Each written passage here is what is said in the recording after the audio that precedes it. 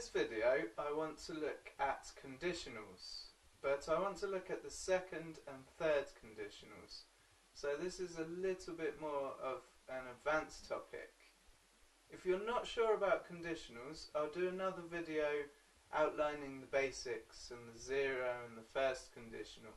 But this is for people who already have a bit of knowledge about conditionals in English. Okay, so firstly we'll have a look at the second conditional. So we form the second conditional using if and the past simple in the first part, so the first clause. Or if we put the if in the second part, we can change them around. But the if always goes with the past simple. This is a very common mistake. I hear lots of people, including English native speakers, saying things like, if I would win the lottery. But the would is in the second part of the conditional. And then the second part, as I just said, we use would, and I've put could in brackets, sometimes we might use could, and the infinitive without to. So here's an example. If I won the lottery, I would buy a Ferrari. So we use this to talk about hypothetical situations. Situations which are not true, which are very unlikely to happen or even impossible to happen. So we normally use our imagination when we're using the second conditional. And we use it for hypothetical situations in the future.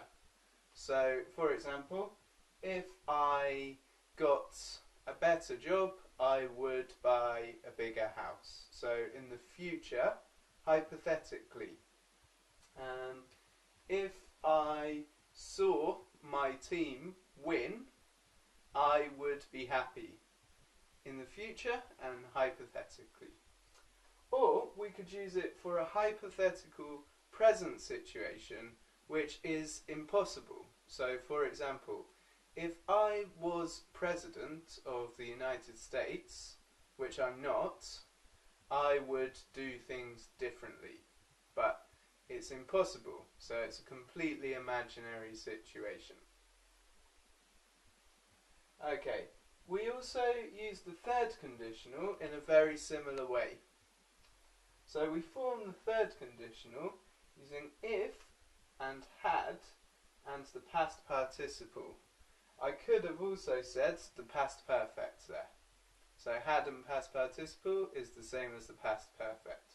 So whichever way helps you remember more easily is fine for you. And then in the second part we use would, have and past participle.